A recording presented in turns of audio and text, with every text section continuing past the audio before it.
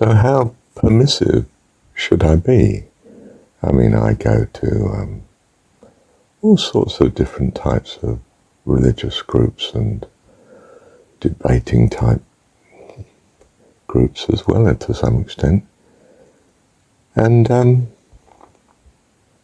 engage in all sorts of conversations with all sorts of people with different values because I want to be a blessing to them. And I'm not a blessing to them if I'm not in their life at all. And I'm trying to be as much in their life to them as is still a blessing. And I need to be on my guard that I'm not more in their life than that and become something just to be reckoned with and resisted and even hated, despised or rejected. Now, it's not easy to get that right, and we get carried away with how right we are from our own view and how much this will bless them if only we can get them to think likewise. And in other words, we tend to start to impose much and listen very little. And I think we probably need to not withdraw, but to stop imposing and listen more so that what we do contribute is likely to be heard. And there's no point in practicing it with them something that's not going to be heard and is actually going to be a cost. And there's an uncertainty in this. You know, you think this is going to be helpful and they react rather strongly against it, and it seems to have damaged the relationship. Obviously went too far there, and you back off. Is this deceitful?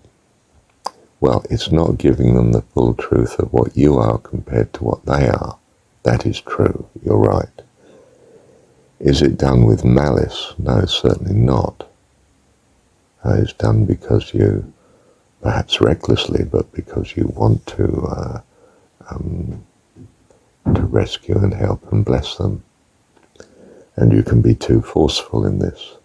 And if you like, the Bible basher, to use that phrase again, is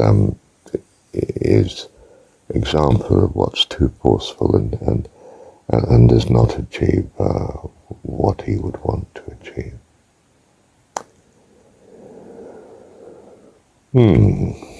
So we start to seek a harmony among the differences between us and those around us. We consciously seek that correct distance, what we reveal and what we don't reveal.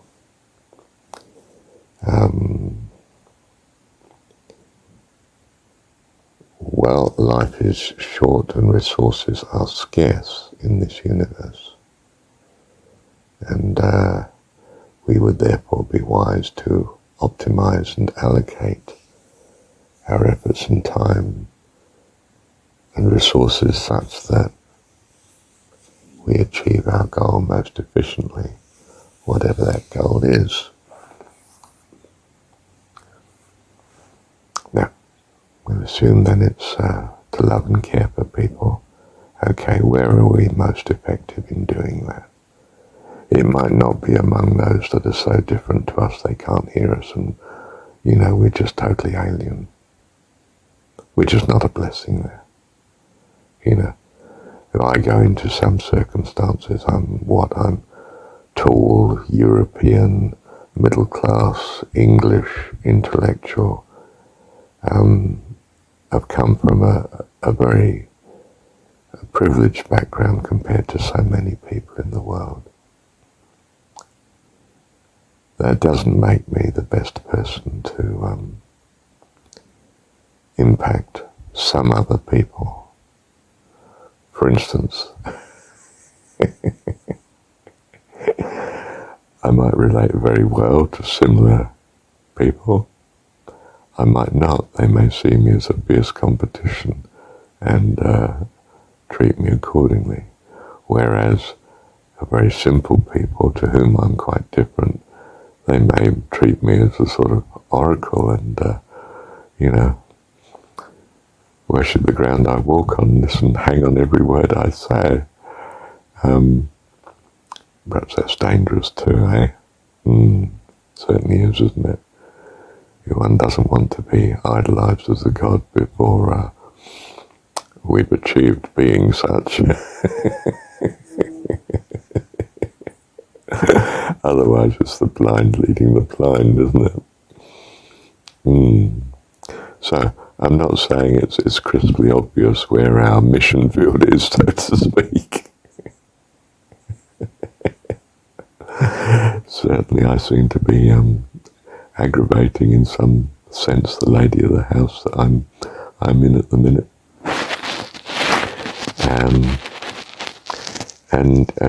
And yet I seem to be a blessing to some of my church that I go to, who are not necessarily the most privileged of society, but some of them are, and some of both relate to me, and some of both don't. They reject me strongly.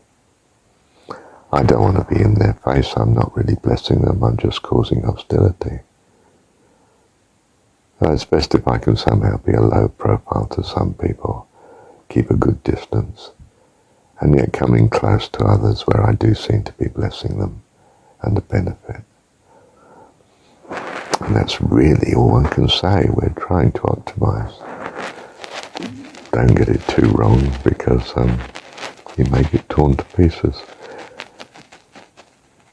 They may turn and rend you, is it?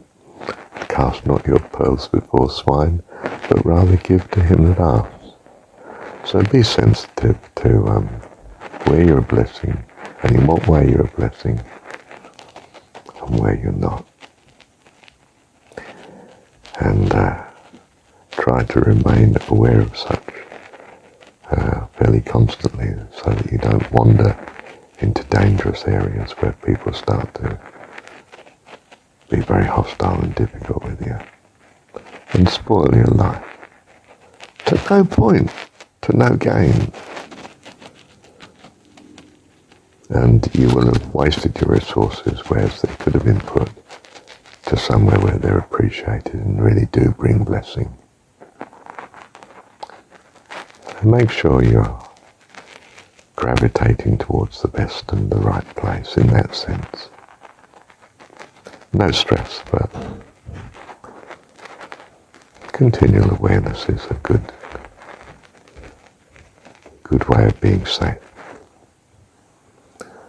Thank you, Heavenly Father. Yes, I think that it is that Jesus thing, isn't it, that's encompassed in how he starts some of the talks. Those who have ears to hear, let them hear. And he's not really holding forth in the city hall.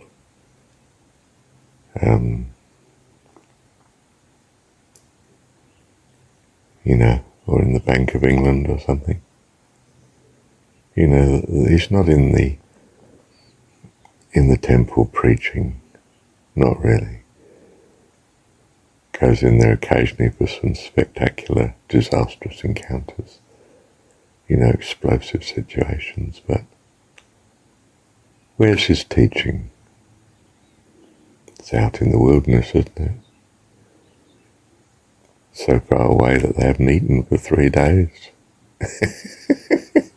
I mean, that's the picture that's being spun, isn't it? They've come to him. Someone comes to you and wants to hear. Oh, well, you're on to a winner, aren't you? Be sensitive, don't trample on them, but they're ready to listen. And you want to bless them, and you're so delighted too. And that's good. Those that have ears, let them hear. Thine they were. There's some out there that are gods in the sense of they're in touch with God. They want to hear you. Well, that's lovely. And there are many out there that are not. Well, okay, let them go on with it. If they want to come in, they're welcome. If they want to open the door, let Jesus into their heart, so to speak. Let the truth in, or let something that's going to be a blessing in. Fine. And if they don't, okay. But it's always there for you. Let them know, in a sense, it's always there for you. You're always welcome here. We're not forcing you in. We're not trying to make you feel guilty you're not here. In church, so to speak, if you think of it like that in those terms. Or in your company. You're always welcome. But we are what we are. And if you really don't like that and you want to stay away, well, I understand that. That's perfectly reasonable. But you're always welcome. Nice to see you. Yeah. Haarimiy. Thank you, Heavenly Father.